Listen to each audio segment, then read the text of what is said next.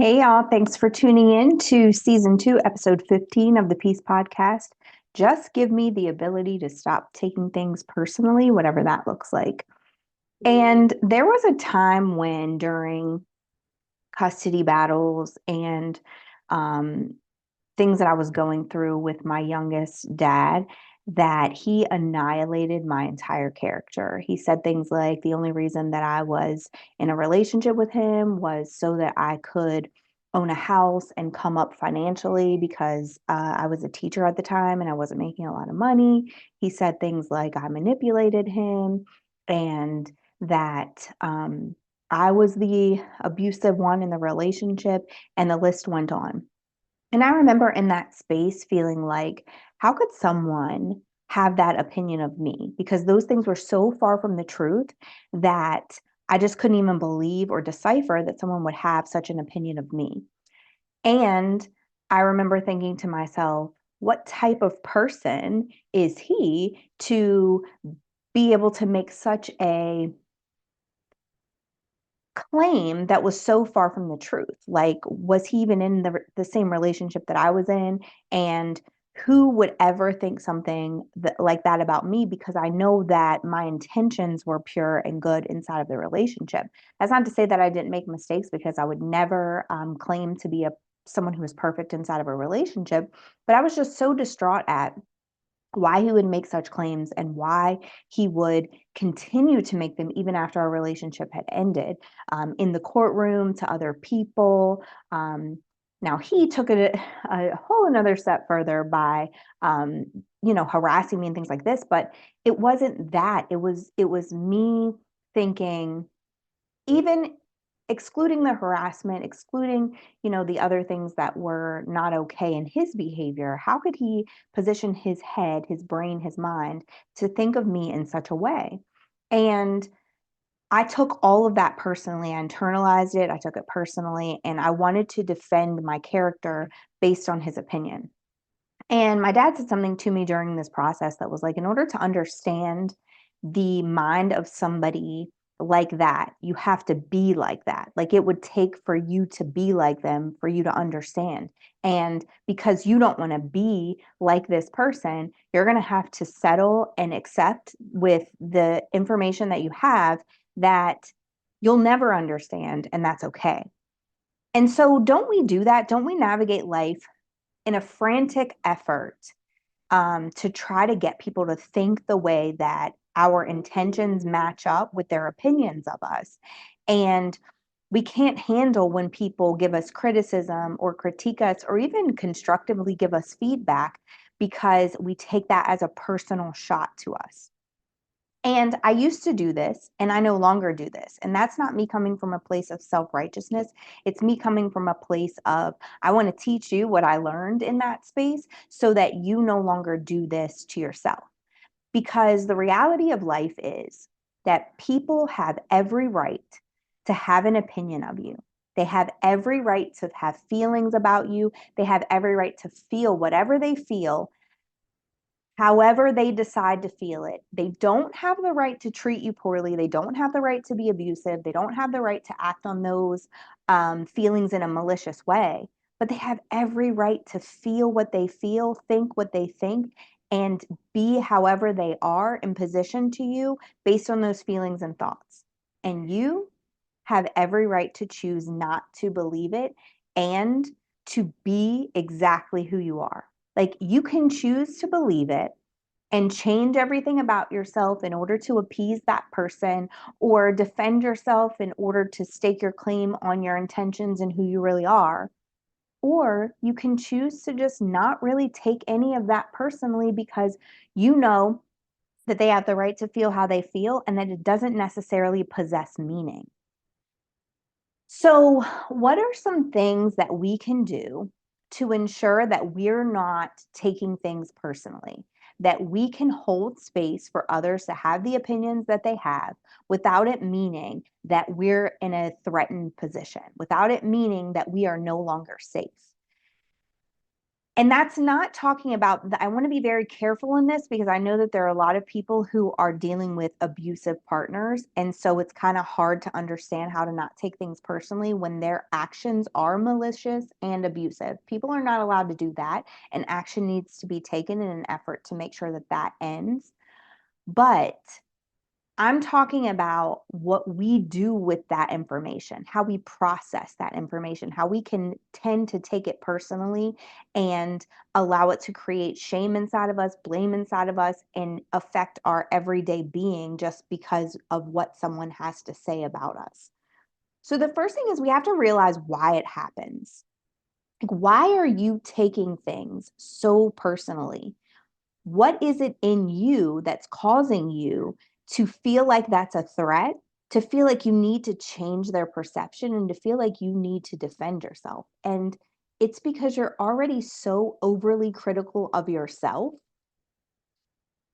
that you can't handle any feedback or criticism from something else. The voices in your head are constantly on a negative loop about the things that you're doing and the things that you are. You don't give yourself grace. You're constantly assessing yourself through a negative lens and giving yourself a bad grade every single day for all the mistakes that you made instead of focusing on who you actually are and aligning your behaviors with who you are. And if you're doing that, if you're constantly looping those thoughts and feelings and emotions into your everyday speech to yourself, then when someone else has something to say about you, you can't handle it because it's one more negative thing that you have to hear. Now, if you change that narrative inside of your brain to give yourself grace, to speak to yourself the way that you deserve to be spoken to understand that you can align your behaviors with your intentions and you can align your thoughts and your feelings with exactly who you want to present yourself as in this world, then you won't be so frazzled when someone else has something negative to say about you. And if I truly believed that I was who I am, I would not have allowed any of the things that he had to say about me to ring true to me. I wouldn't have let them resonate. I wouldn't have felt like I needed to defend them because the reality is, and this is something else that my dad told me during that process, the people who know you, right? The people who know that that's not true. And in fact, when he created that fake Instagram page, there were people that he friend requested that were like, oh, well, I knew that that wasn't you as soon as I saw the first post because they know me, they know my character, they know the way that I navigate in this world. And so to them, there was no question of whether that account was mine or not because they know me and they know who I am. And if I choose to make sure that I'm navigating that way in the world and that my thoughts and feelings are following in that and the narrative that I speak to myself is of that, then if someone has something negative to say about me, I can hold space for that thing. Like I can take that feedback, I can take that constructive criticism, I can even take a critique. Even if it's not meant in a constructive way, because I know that I don't have to defend that because I know who I am and I walk in the world and navigate that way. But if you are constantly on a loop in your brain telling yourself all the negative things about yourself, then that's one more thing for you to load into that negative loop to say about yourself as well. The second thing is you have to realize why you've reached the capacity, right? So when I say that's one more thing, it's like it's too heavy for you to carry someone else's negative emotions because you're carrying so many negative um, feelings and opinions about yourself already. And why does that happen? Well, you're holding on to things from the past and you're carrying them around with you. So every criticism that you've ever been given, every negative thing that has ever happened to you, every negative thing that was ever done to you or said to you, you have them in a backpack and you're carrying that baggage around with you wherever you go. So anytime someone has something they need to tell you about yourself, you crumble and fall to the floor because the weight of it is too big. And perhaps that's because you haven't forgiven yourself from some of the things that you've done in the past. So therefore, you continue to carry that around because for you, if I carry the shame of that thing, then at least people won't think that I did it without knowing that it was, not a good thing for me to do. If I carry around the shame, then I can punish myself for that behavior so that I'm not getting away with it. But the crazy thing is that that's not what we're called to do. We're called to forgive ourselves. Like I made that mistake and I forgive myself. And if we really treat ourselves the way that we're supposed to, chastising ourselves and shaming ourselves, the same way that that doesn't work for children, it doesn't work for you either. It's not working internally. You're just carrying that baggage around with you everywhere. And it is now affecting your interactions with other people. Because when other people bring something to you, hey, that thing you did, it really hurt my feelings. You can't hear that. You can't hold space for their emotions because you're so heavily invested in the baggage that you're carrying that you can't handle that one more thing. But no one told you that you had to carry the baggage from the past into your present. You don't have to walk around with all the things that have ever been said about you. I remember something that was said to me when I was in middle school, and I'm talking like 13 maybe. And it was about my body and it was shaming. And I know why it happened because this certain person wanted to date the person that I was dating. And so she wanted to say something negative to me to make me feel bad about myself so that I wouldn't feel like I deserved him, et cetera, et cetera. And so it was something about my body and it was a very negative thing. I held that thing and carried it with me for literal decades, not forgetting it. Every time I put on shorts, every time I put on a bathing suit, I saw what she said about me. And so if I gained weight or when I got pregnant, these were the visions and thoughts that I carried around in my head because of some comment that was made to me when I was 14 years old. And I never really just let go of it. And so it became a constant part of my internal narrative. And don't we do that? Don't we hear the things that other people have to say about us and take them as fact and carry them around with us and then wonder why we can't have a healthy conversation that creates and promotes growth inside of our own relationship because we're so affected by the things that have happened for the last 20 to 30 years. My parents never said I was good enough. Well, I understand that that happened and it's a very huge has a very huge impact on a child. But if you're an adult now, you need to be able to say, you know what, my parents never said I was good enough, but I believe it to be true now. And that can no longer affect me. If you're carrying the weight of something that's happened to you in childhood or decades ago, it's time for you to process it and heal from it. Because otherwise, every single interaction you have from the time that it happened until the time that you heal is going to be one where you can't control your reaction and response, and it's immediate residence in a defensive manner because you're already on the defense. You're already waiting for somebody to say something negative because you're carrying all that negative weight around with you. And then the other part of it is that your perfectionism tells you that you have to defend yourself. Anything that threatens your ego, anything that says you're not exactly who you're presenting yourself in the world to be and makes you feel unsafe, you're going to build a defense against that. Whether it's a wall and you distance yourself from people and just gossip about them instead of confronting the issue, whether it's a people pleasing technique. So you fawn every time someone says something, you try to become what they want you to be so that they no longer feel that way about you, or whether it's just constantly having to defend yourself every single time somebody has something to say to you and finding it offensive every single time they say something to you that maybe isn't in alignment with what you want to be. That all comes from a place of my perfectionism is telling me that I must control the narrative here. And in an effort to control the narrative, I need to defend against what they say and make them believe that the way that they feel is not true. But what would happen if you just didn't respond? I remember in that same space, every time he would text me, every time he would have something to say about me, every time he would send messages to other people about me, and those people would question me about the things that he was saying, I had already scripted a defense for myself. But you know me, and look at this and look at that, and or I would try to become more of the thing that would prove that what he was saying was wrong. But something shifted and happened when I just stopped responding. In that situation, he was trying to get an emotional rise out of me. So I understand that it's different than when people who love you do it. But something shifted when I stopped responding. So I was able to say, you're not in control of my emotions, and I'm sorry that you feel that way. And I value that you have an opinion. I don't value what you're saying about me, but I value that you have an opinion, and I'm going to hold space for your opinion. But that's your opinion. I don't have to put it in my backpack and carry it around with me. And I didn't even say those words to him. I would just say things like, okay, or that's fine, or my lawyer taught me a really good trick of only responding when facts are necessary. So if all of that is opinion, then the fact doesn't need to be it doesn't need to be responded to with a fact. It just doesn't need to be responded to at all. And so I started doing that. And what happened in those spaces when I stopped allowing my perfectionism to tell me that I needed to protect myself by defending myself is that I started to internally believe who I believed that I was, like truly believed that I was, and I started to understand it and internalize it. And I didn't take so much from the comments, and the comments weren't able to impact me the way that they had in the past. And guess what?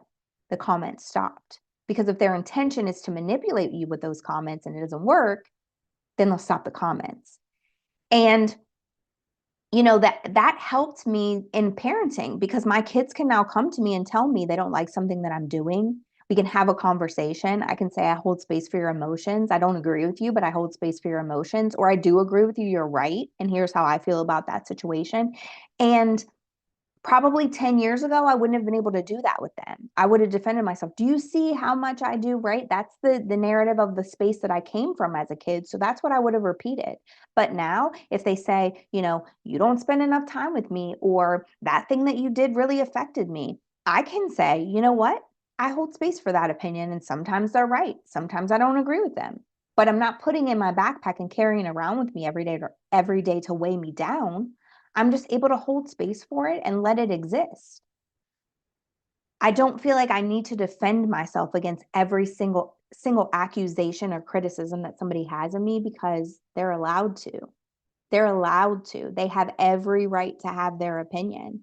And then the last thing is that you have to realize that what people do, say, and feel is about them. And when we turn it into making it about us, then we're being self-righteous. We're wanting to control their emotions and their feelings and the way that they see us to keep ourselves safe. And so we have to defend against it to try to change their opinion instead of just saying, you know what, that's the way they feel.